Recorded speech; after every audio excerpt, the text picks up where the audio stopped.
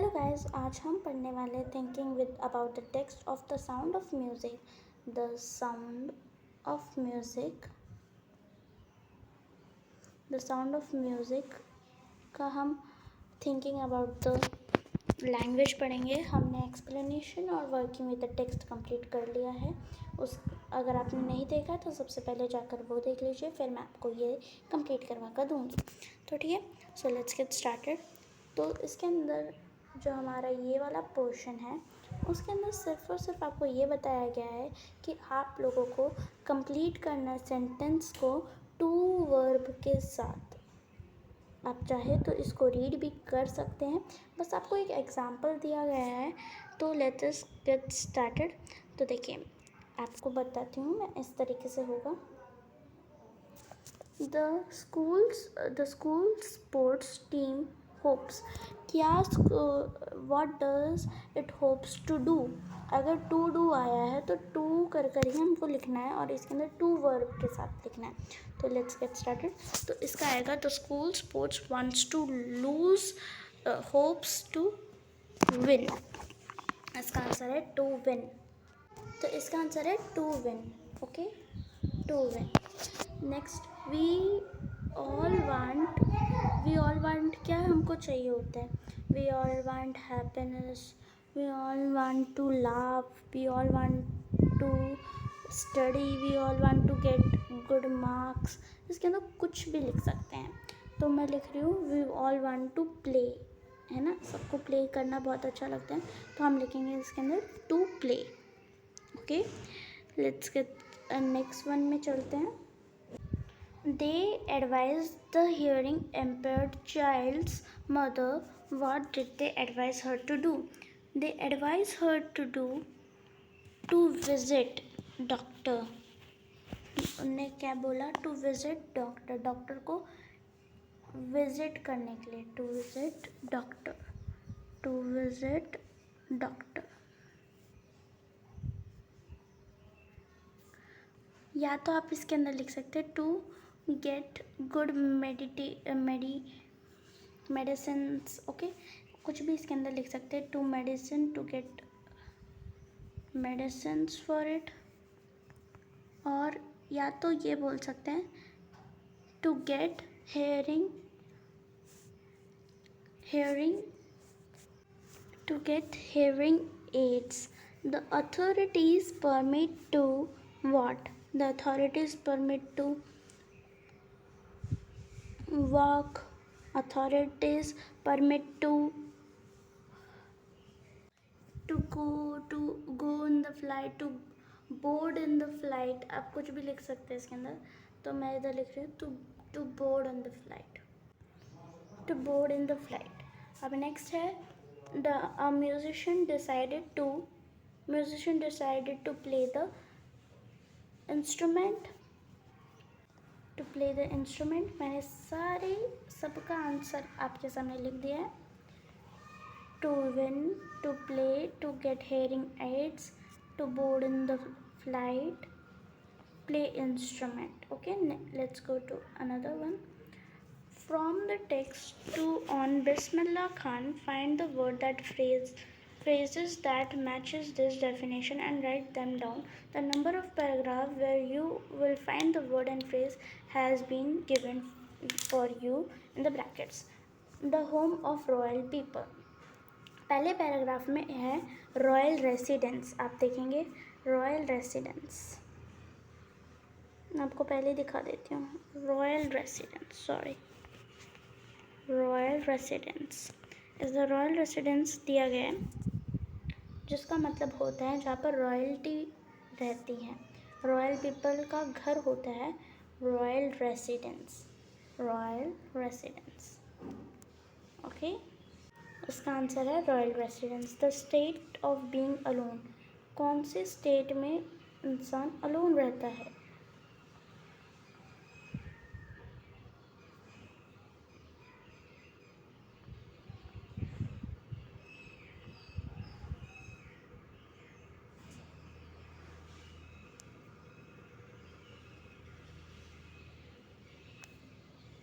इसके अंदर इसका आंसर है सॉलिट्यूड, सॉलिट्यूड का मतलब ये होता है कि कोई अलोन रहता है। तो सॉलिट्यूड कहाँ पर लिखा गया है? सॉलिट्यूड लिखा है हमारा, sorry,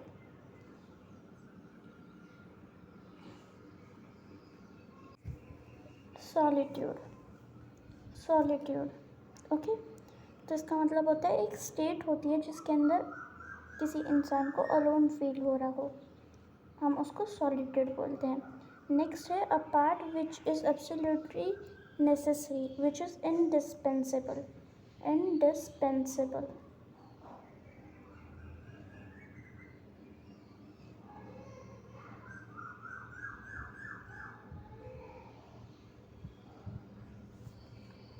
Here is indispensable, without which a piece of work cannot be done, which is very necessary. And in a sense, it can be told as it is very necessary. It is very necessary. Okay, from which nothing can be done. अब next है to do something not done before, कि कोई चीज़ आपने पहले नहीं करी है। तो इसका तो मतलब होता है इन्वेंट करना। किसी भी चीज़ को इन्वेंट किया है किसी ने। लाइक पुंगी एक चीज़ थी जिससे बहुत गंदी आवाज़ आती थी, लेकिन शहनाई जो कि इन्वेंट की गई है, जो कहीं और नहीं बनाई है, किसी और ने नहीं बनाई है, लेकिन एक इंसान ने बनाई है, जो कि बहुत मतलब कि वो इन्वेंट की गई है। तो ये 5th पैराग्राफ में है। एक काम करते हैं, पहले आपको मैं आंसर्स बता देती हूँ, फिर बाद में हम जाकर समझेंगे। विदाउट मच एफर्ट मतलब effortlessly, quick and in large quantity, fast and thick. चलिए 5, 13 and 9।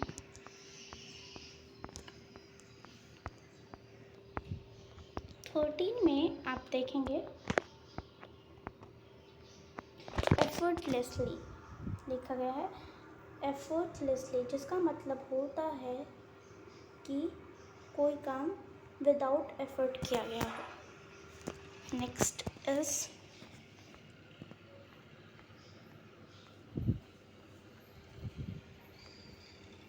Thick and fast. Thick and fast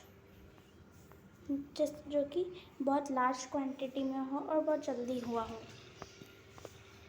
next है इन्वेंट, जो कि किसी और ने नहीं, एक इंसान ने बनाया है, लेकिन किसी और ने ऐसा कभी बनाया ना हो। Invent, inventing ragas. शहनाई पे राग्स किसने बनाए थे? सबसे पहले बनाए थे बिस्मिल्लाह खान जी ने। इसी तरीके से अलग अलग चीज़ें इन्वेंट की गई है। वॉशिंग मशीन या अलग अलग टेक्नोलॉजी या फ्रिजेस या home appliances like AC, generators, inventors, अलग अलग लोगों ने बनाई है। तो मैं इसका आंसर अभी लिखती हूँ। When something is revived, it remains death, lives again। मतलब कोई चीज़ फिर से रिवाइव की गई हो तो उसके अंदर वो चीज़ क्या होती है, अभी मैं बताती हूँ। इसका मतलब होता है कि लिव्स अगेन, मतलब रिवाइव मतलब कि फिर से हो गया हो, अगेन हो गया हो, तो इधर अगेन लिव्स अगेन आंसर आएगा। ओके, इसका आंसर है lives again. Next is when a government bans something, when a government bans something, it stops it. When something is considered auspicious, auspicious मतलब कि वेलकम करना, welcome it. Okay, when we take it to something, हम किसी के when हम उसको लेते हैं तो हम मतलब अपने इंटरेस्ट से लेते हैं, बोर थोड़ी ना होंगे।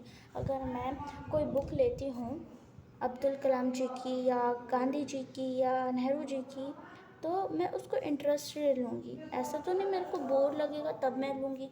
तो इसका आंसर आएगा इंटरेस्टिंग। इंटरेस्टिंग।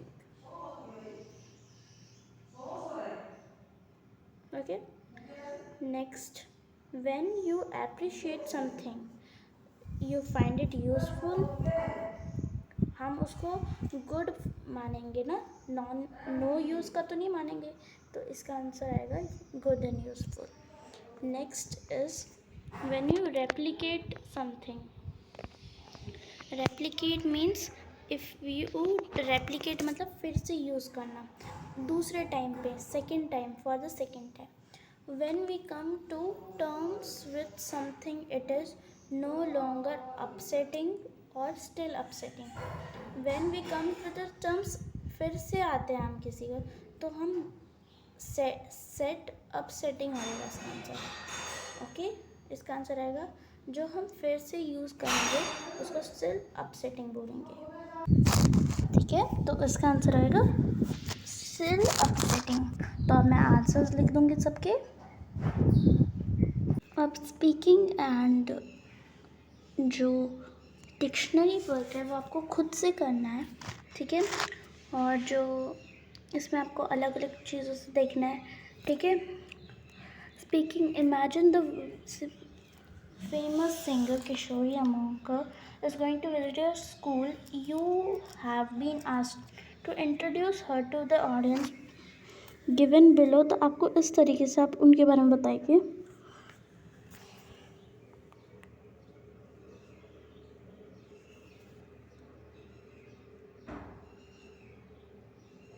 किस तरह उनके बारे में बताएंगे। use your notes on Kishori to introduce her to imaginary audience. You may use, हाँ, तो इसके अंदर आपको क्या करना है, इस पूरे पैराग्राफ को रीड करना है, फिर इसके आंसर ये जैसे ही इधर लिखा है वैसे ही आपको इसके अंदर एक पैराग्राफ में लिखना है। स्पीकिंग एंड राइटिंग में यही है, ओके। और राइटिंग में भी ऐसा ही कुछ है। इफ़ यू वर्क हार्ड, तो इसके अंदर आपको answer these in 2 paragraph on each of the 2 musician. इनके ऊपर आपको 2 पैराग्राफ लिखने हैं, ठीक है। तो पहले मैं इनके आंसर्स बता देती हूँ, इन सब के आंसर्स लिख कर बता देती हूँ, जिससे आप लोग भी इसको राइट कर ले। सो ये गाइस इसके आंसर्स है, और आपको ये बताना चाहती थी मैं कि इसका आंसर अब स्टिल अपसेटिंग नहीं होगा, नो लॉन्गर अपसेटिंग होगा, ओके। तो ये इसके आंसर्स है। आप स्क्रीनशॉट लेना तो स्क्रीनशॉट ले सकते हैं।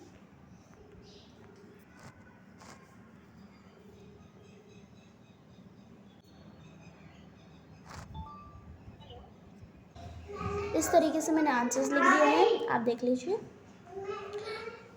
आपको कोई भी डाउट हो कमेंट बॉक्स में लिखिए और मैं उसका आंसर ज़रूर दूंगी, ठीक है। एंड ये आप डिक्शनरी वर्क आप करना, आप खुद भी कर सकते हैं। और अगर आपको चाहिए कि मैं ये आपको दिख दूँ, तो अभी मैं कमेंट बॉक्स में डिस्क्रिप्शन बॉक्स में मैं डाल दूँगी इसके आंसर्स, आप इसके अंदर देख सकते हैं। और इसका आंसर भी मैं अभी डालती हूँ, अभी दिखाती हूँ। दिखाने से पहले आपको मैं ये दिखाती हूँ, ये कोटेशन बहुत इंपॉर्टेंट है। इसके ऊपर बहुत ज़्यादा क्वेश्चंस भी आ सकते हैं क्योंकि आपके ये बुक में दी गई है। तो इस कोटेशन को इम्पॉर्टेंटली पढ़िए और इस पर भी कुछ क्वेश्चंस आ सकते हैं कि how this is like how it is connected to the chapter, इस तरीके से आ सकते हैं। और इसका आंसर भी मैं आपको डिस्क्रिप्शन बॉक्स में दे दूँगी। सो अगर आपको हमारी वीडियोस अच्छी लगती है तो वीडियो को लाइक शेयर सब्सक्राइब करना ना भूलें। Like share subscribe to our channel. Till then bye.